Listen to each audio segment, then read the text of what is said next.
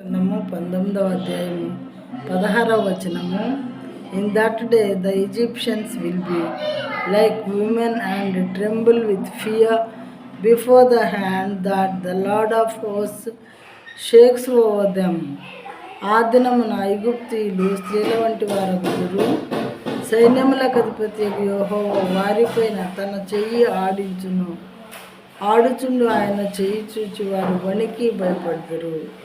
బలవంతుడైనటువంటి దేవుడు ఐగుప్తీయులైనటువంటి వారు దేవుని మాట వినప్పుడు, ఆయన కాయాస్కరమైన పనులు చేసినప్పుడు ఆయన ఏం చేశారంటే వారి యొక్క బలాన్ని, మగవారి యొక్క బలాన్ని స్త్రీల వంటి వారుగా బలహీనంగా చేస్తారు.